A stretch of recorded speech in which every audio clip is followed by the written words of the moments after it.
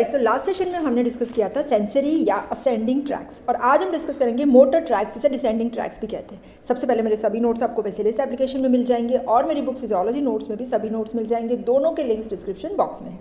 तो motor pathways या descending tracks, ये ट्रैक्स हमारी मोटर इम्पल्सिस को कन्वे कर रहे हैं, और डिसेंडिंग है मतलब ब्रेन से लेकर के ये स्पाइनल कॉर्ड तक नीचे जा रही है। ठीक है, मेनली दो टाइप की ट्रैक्स होती है, एक है हमारी कॉर्टिको स्पाइनल ट्रैक्स जिसे पिरामिडल ट्रैक्स भी कहते हैं, दूसरे हैं एक्स्ट्रा पिरामिडल ट्रैक्स।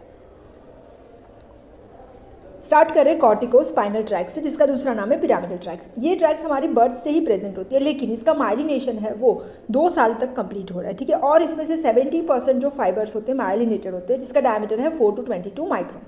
और ये जो माइलिनेटेड फाइबर्स होते हैं ना, ये ओल्ड एज में डिसअपियर हो जाते हैं, जिसकी वजह से ऑटोमेटिक शिवरिंग मूवमेंट्स कई बार प्रेजेंट होती है। और ये जो फाइबर्स होते हैं ना पिरामिडल ट्रैक्स के, जिसे हम axons of upper motor neurons भी कहते हैं। Upper motor neuron, lower motor neuron हम आगे डिस्कस करेंगे। तो कॉर्टिको स्पाइनल ट्रैक्स या पिरामिडल ट्रैक्स, जिसका 2 डिवीजन है, anterior and lateral corticospinal tracts. सबसे पहले तो ओरिजिन, तो ये ओरिजिन हो रहे हैं हमारे पिरामिडल सेल्स जो हमारी मोटर कॉर्टेक्स में होते हैं। मेनली 30% फाइबर्स है वो एरिया नंबर 4 जो है मोटर कॉर्टेक्स, वहाँ से स्टार्ट हो रहे हैं। 30% फाइबर्स होते हैं ना, वो एरिया नंबर 4 के आगे है 6, that is supplementary motor area और प्री मोटर एरिया, वहाँ से स्टार्ट होंगे। और 40% फाइबर्स है ना, वो सेंसरी एरियाज में से स्टार्ट हो रहे हैं। ठीक है, तो यहाँ कॉर्टेक्स से स्टार्ट होने के बाद ये जो सब फाइबर्स होते हैं ना, ये ऐसे नीचे जाएंगे और ये डिफ्यूज मैनर में जाएंगे, तो ऐसे फैन जैसा शेप बनाएंगे, तो इसे कहते हैं कोरोना रेडिएटा। और इसके बाद ये जो इंटरनल कैप्सूल होती है ना, यहाँ पे वी शेप में, थैलेमस यहाँ है और यहाँ पे हमारा लेंटिकुलर न्यूक्लियस है इसके बीच में, तो यहाँ से पास होकर के फिर वो फाइबर्स नीचे जा रहे हैं। ठीक है, फिर वो जाएंगे मिड ब्रेन, पोन्स, मेड्यूला में। ये फाइबर्स जब पोन्स में से पास हो रहे, ठीक है ना, तो जो पोन्स के न्यूक्लियाई होते हैं ना, ये फाइबर्स को डिवाइड कर देते हैं, तो ये डिवाइड हो जाते हैं पोन्स में। इसके बाद फिर से ये फाइबर्स जो है वो रीयूनाइट होते हैं, और मेड्यूला में ये फाइबर्स जो है वो पिरामिड बना रहे हैं, इसीलिए भी इसे पिरामिडल ट्रैक्स भी कहते हैं। ठीक है, और मेड्यूला के बाद जो लोअर पार्ट ऑफ मेड्यूला है, इसके बाद ये जो फाइबर्स होते हैं ना, वो 2 बंडल्स में डिवाइड होते हैं। एक है हमारी एंटीरियर कॉर्टिको स्पाइनल ट्रैक, जो हमारे बने हैं अनक्रॉस्ड पिरामिडल ट्रैक से, जो है हमारा 20% फाइबर्स, और दूसरी है लेटरल कॉर्टिको स्पाइनल। यहाँ पे 80% जो फाइबर्स है ना, वो क्रॉस्ड होते हैं, जो बनाते हैं लेटरल कॉर्टिको स्पाइनल ट्रैक। तो यहाँ पे ये एंटीरियर कॉर्टिको स्पाइनल है और ये लेटरल है, और ये सभी फाइबर्स कहाँ पे एंड हो रहे हैं, हमारे जो एंटीरियर ग्रे हॉर्न है, इसके अंदर हमारा लोअर मोटर न्यूरॉन बनेगा, तो इसके ऊपर ये फाइबर्स एंड करेंगे। ठीक है, तो ये वाले जो है ना, वो अपर मोटर न्यूरॉन हो गए। ठीक है, जो हमारी पिरामिडल ट्रैक के फाइबर्स है, और यहाँ पे जो स्पाइनल कॉर्ड से बाहर आ रहे हैं वो है हमारे लोअर मोटर न्यूरॉन।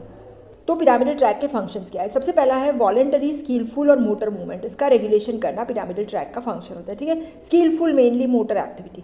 दूसरा सुपरफिशियल रिफ्लेक्सेस का भी पार्ट बना रहे हैं। थर्ड फंक्शन है जो लोअर मोटर न्यूरॉन्स है ना, जो स्पाइनल कॉर्ड से बाहर आ रहे हैं। ठीक है, जैसे ये स्पाइनल कॉर्ड है, तो यहाँ से जो आ रहा है ना, ये लोअर मोटर न्यूरॉन, तो उसको भी एक्साइट या इनहिबिट करना। और चौथा फंक्शन है ये सेंसरी और मोटर दोनों की एक्टिविटी को कोऑर्डिनेट करना। इफेक्ट ऑफ लीजन, अगर ये ट्रैक में लीजन होगा तो क्या होगा? सबसे पहला कि वॉलेंट्री एक्टिविटी लॉस्ट हो जाएगी। कॉमनली जो डिस्टल पार्ट है ना, जो हमारी स्किलफुल एक्टिविटी, जैसे हमारी फिंगर्स है, तो वो स्किलफुल एक्टिविटी करेंगी, तो उसकी मूवमेंट सबसे पहले जाएगी। ठीक है, दूसरा जो मसल टोन है ना, वो भी अफेक्ट होगा। मसल टोन जो है वो इंक्रीज हो जाता है, जिसकी वजह से स्पास्टिक टाइप ऑफ पैरालिसिस हो जाते हैं।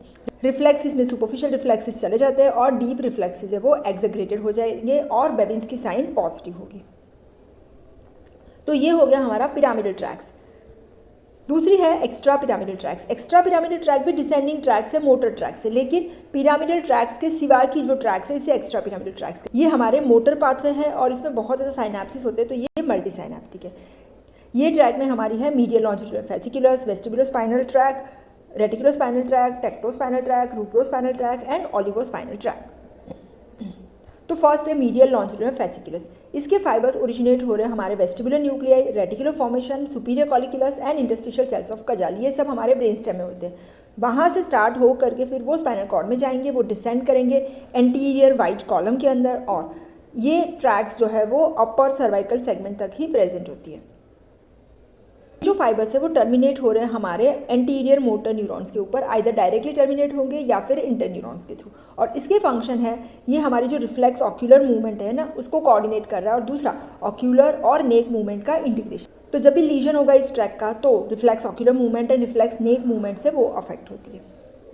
नेक्स्ट ट्रैक है एंटीरियर वेस्टिबुलो स्पाइनल ट्रैक। तो ये जो ट्रैक होती है वो एंटीरियर वाइट फ्यूनिकुलस में प्रेजेंट है और ये ओरिजिनेट हो रही है हमारी मीडियल वेस्टिबुलर न्यूक्लियस से, जो हमारा मेड्यूला ऑब्लोंगेटा में। ये फिर नीचे जा रही है anterior column of spinal cord के थ्रू, ठीक है, और टर्मिनेट करेगी सभी ट्रैक्स हमारे एंटीरियर मोटर न्यूरॉन्स की, जो हमारे यहाँ पे स्पाइनल कॉर्ड में से स्टार्ट हो रहे हैं ना, जिसे अल्फा मोटर न्यूरॉन भी कहते हैं, इसी के ऊपर टर्मिनेट होने वाली है, ठीक है। और इसका फंक्शन है हमारा जो हेड और बॉडी उसका जो पोजीशन है उसको एडजस्ट करना जब भी हम एंगुलर एंड लीनियर एक्सीलरेशन कर रहे हैं तब। तो adjustment of position of head and body during angular and linear acceleration.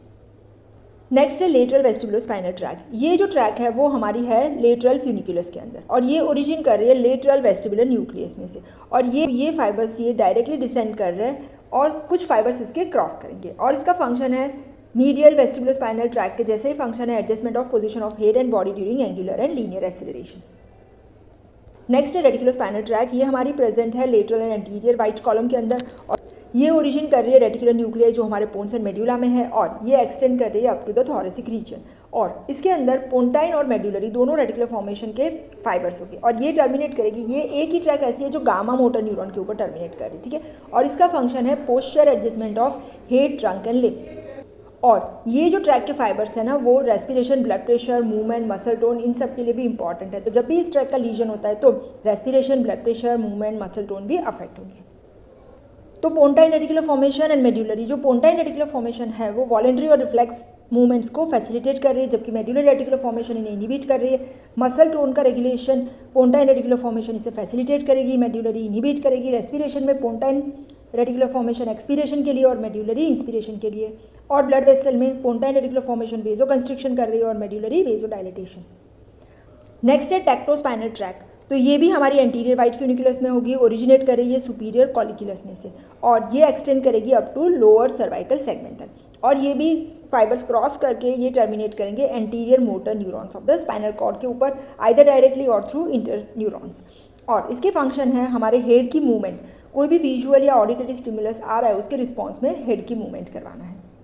Next है रूब्रोस्पाइनल ट्रैक। ये हमारी लोकेटेड है लेटरल वाइट कॉलम के अंदर, ओरिजिनेट कर रही है रेड न्यूक्लियस में से और ये थोरेसिक सेगमेंट तक ही आ रही है। इसके कोर्स में ये मिडलाइन को क्रॉस करेगी और रेटिकुलर फॉर्मेशन में से पास होकर के अगेन एंड करेगी एंटीरियर मोटर न्यूरॉन्स के ऊपर। इसका फंक्शन है facilitate the flexors and inhibit the extensors. Next है ऑलिवोस्पाइनल ट्रैक, जो हमारे इंफीरियर ऑलिवरी न्यूक्लियस से स्टार्ट हो रही है यहाँ पे और ये भी लोकेटेड है लेटरल वाइट फ्यूनिकुलस के अंदर और टर्मिनेट कर रही है anterior motor neurons of the spinal cord और इसके फंक्शन है रिफ्लेक्स मूवमेंट के लिए। तो कॉमन फंक्शन की बात करें तो एक्स्ट्रा पिरामिडल सिस्टम है। इसका इंपॉर्टेंट काम है maintenance of tone, posture and equilibrium और साथ साथ में कोऑर्डिनेटेड मूवमेंट को भी रेगुलेट करना। और जब pyramidal extra pyramidal tracks absent होती है या डैमेज हो जाती है तो रिलीज फिनोमिना, मतलब लोअर मोटर न्यूरॉन अपर मोटर न्यूरॉन से डिटैच हो जाते हैं। और दूसरा एक इंपॉर्टेंट काम है एक्स्ट्रा पिरामिडल सिस्टम का कि जब हमारी पिरामिडल ट्रैक डैमेज हुई है तो एक्स्ट्रा पिरामिडल उसके कुछ फंक्शंस को कैरी करने का ट्राई कर रही है, ठीक है। तो ये हो गया हमारे functions of extra pyramidal system. तो आज हमने डिसेंडिंग ट्रैक्स में पिरामिडल और एक्स्ट्रा पिरामिडल ट्रैक्स डिस्कस किया। Thank you so much.